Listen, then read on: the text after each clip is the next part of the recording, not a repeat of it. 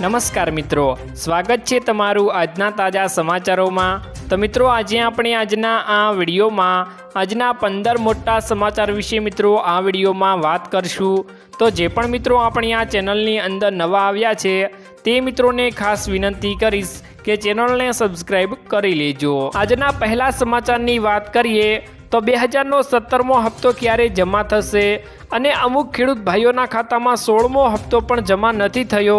શું કરવાથી 16મો હપ્તો અને 17મો હપ્તો ખાતામાં જમા થશે?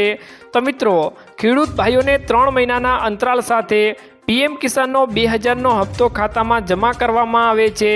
ફેબ્રુઆરી મહિનામાં 16મો હપ્તો જમા કરવામાં આવ્યો હતો, તેવી જ રીતે 17મો હપ્તો પણ જૂન અને જુલાઈ મહિનામાં ટ્રાન્સફર કરવામાં આવી શકે છે। અને જે ખેડૂત ભાઈઓને 16મો હપ્તો હજુ સુધી ખાતામાં જમા નથી થયો તેમણે તેમનું આધાર કાર્ડ કેવાયસી કરાવી લેવાનું છે, જેથી કરીને 17મા હપ્તાનો લાભ તમે નહીં ચૂકો। કયા કયા ખેડૂત ભાઈઓને 16મા હપ્તાનો લાભ નથી મળ્યો તે મિત્રો કમેન્ટ બોક્સમાં જરૂરથી જણાવજો અને કેવાયસી જરૂરથી કરી લેજો, જેના થકી 17મો હપ્તો તમારા ખાતામાં આવવાથી કોઈ પણ અડચણ આવે નહીં અને ખાતામાં જમા થઈ શકે। ત્યારબાદના મહત્વના સમાચારની વાત કરીએ તો દર મહિને 1000 રૂપિયા મહિલાઓના ખાતામાં જમા થશે।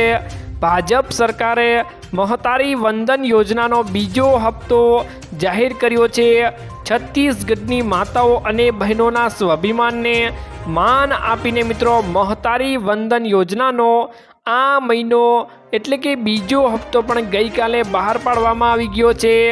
અગાઉ 10 માર્ચે મહતારી વંદન યોજનાનો પૈસાનો પ્રથમ હપ્તો ડીબીટી દ્વારા મિત્રો લગભગ 70 લાખ પરિણીત મહિલાઓના બેંક ખાતામાં મોકલવામાં આવ્યો હતો।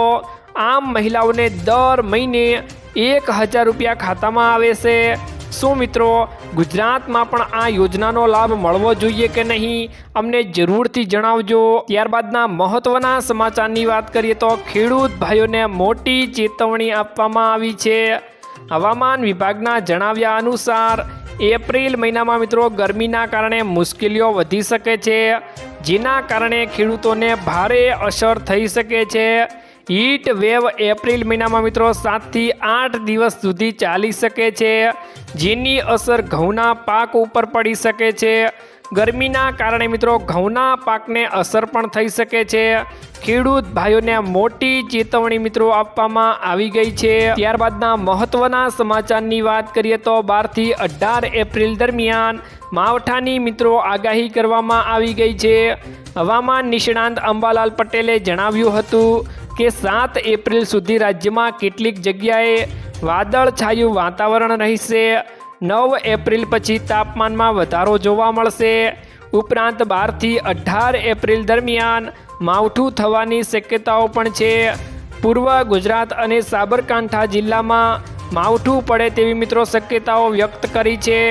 રાજ્યના અન્ય કેટલાક સ્થળોએ છૂટો છવાયો વરસાદ પણ પડી શકે છે તેમ આગાહીકાર મિત્રો અંબાલાલ પટેલે જણાવ્યું હતું। ત્યારબાદના મહત્વના સમાચારની વાત કરીએ તો મોદી સરકાર કહે છે તે કરીને બતાવે છે। કેન્દ્રીય ગૃહમંત્રી અમિત શાહે રાજ્યસભામાં ભાજપ સરકારની કારીગરીને લઈને મિત્રો મોદી સરકાર માટે જે કહ્યું તે કરી બતાવ્યું છે। તેમણે કહ્યું કે જમ્મુ કાશ્મીરમાં કલમ 370 અને 35A હટાવવાનો વાયદો પૂરો કર્યો છે। આતંકવાદનો નાશ કર્યો છે। અયોધ્યામાં રામ મંદિર બનાવીશું તે પણ કાર્ય પૂર્ણ કર્યું છે। 22 જાન્યુઆરી 2024માં રામલલ્લા બિરાજમાન પણ થઈ ગયા છે। આ નરેન્દ્ર મોદીની સરકાર છે, જે મિત્રો બોલે છે તે કરીને બતાવે છે તેવું મિત્રો અમિત શાહનું કહેવું છે।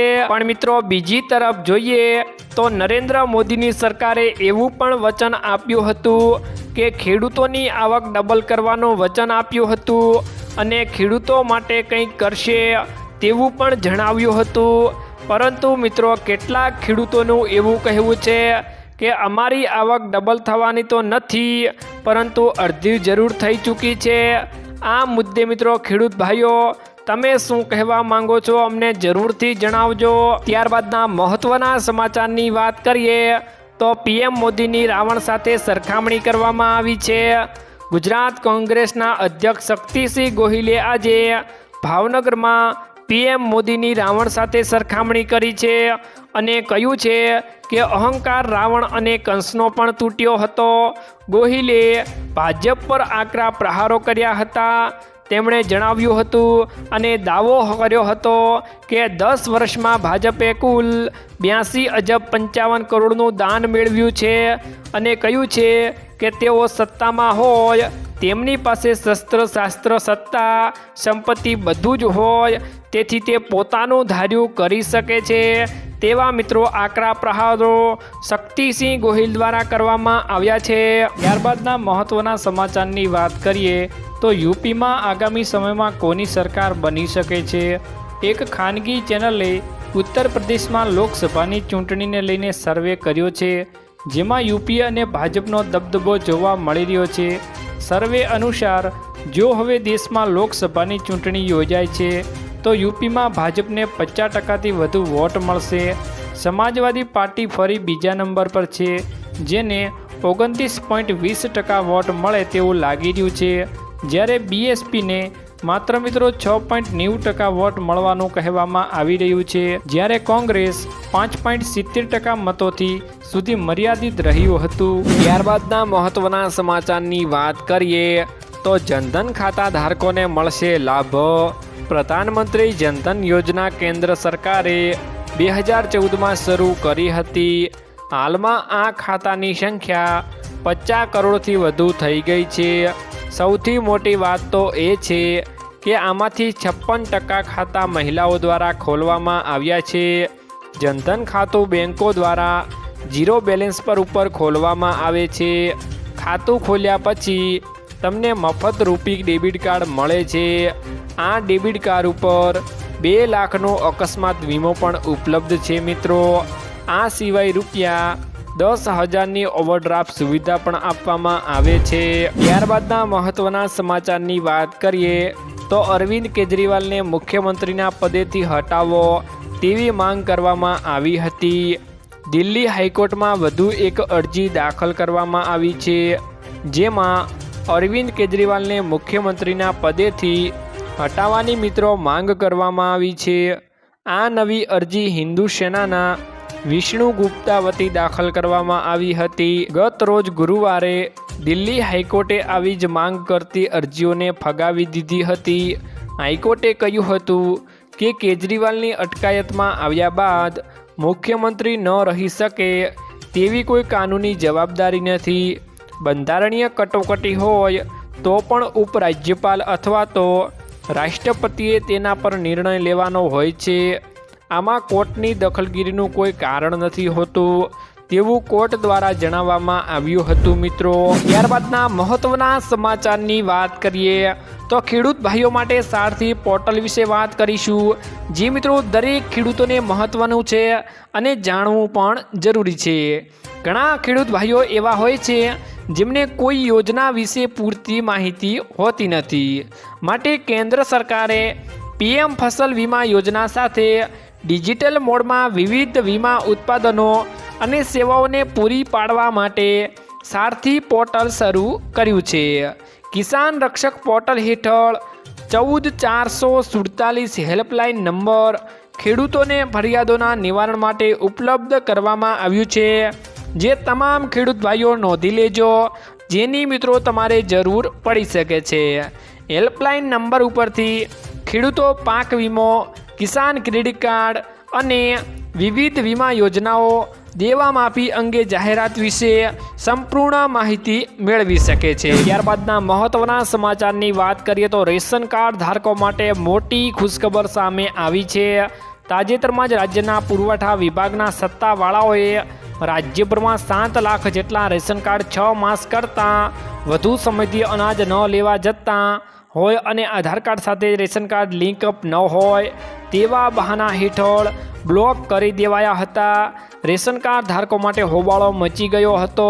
રાતોરાત 7 લાખ પૈકી 3 લાખ જેટલા રેશન કાર્ડ ફરી શરૂ કરી દેવામાં આવ્યા હતા. જોકે હજુના બાકી 4 લાખ રેશન કાર્ડ પણ બ્લોક છે મિત્રો. ત્યારબાદના મહત્વના સમાચારની વાત કરીએ તો નિયમો ભંગ કરવા બદલ આવશે ઈ મેમો. અમદાવાદમાં 20થી વધુ નિયમો ભંગ કરવા બદલ ઈ મેમો આવશે. રેડની સિગ્નલનો ભંગ કરવું, ચાલુ વાહને મોબાઈલનો ઉપયોગ કરવો, રોંગ સાઈડમાં ચાલવું, સીટ બેલ્ટ ન બાંધવો, હેલ્મેટ ન પહેરવું, 3 સવારીએ વાહન ચલાવવા, નો પાર્કિંગ સ્થળે પાર્કિંગ કરવું, ભારે વાહનો શહેરોમાં ચલાવવા, BRTS ટ્રેક પર ચાલવું, જાહેર રસ્તા ઉપર થૂકવું, જાહેર રોડ પર કચરો ફેંકવો, ભારે વસ્તુઓ કવર કર્યા વગર લઈ જવી, તે મિત્રો ગેરકાયદેસર દબાણ કરવા સહિત નિયમનો ભંગ કરવા બદલ ઈ મેમો આવશે. તો મિત્રો તમને આજનો આ વિડીયો સારો લાગ્યો હોય તો તમારા મિત્રોની સાથે શેર કરજો અને ચેનલમાં નવા આવ્યા હો તો ચેનલને સબસ્ક્રાઈબ કરી લેજો.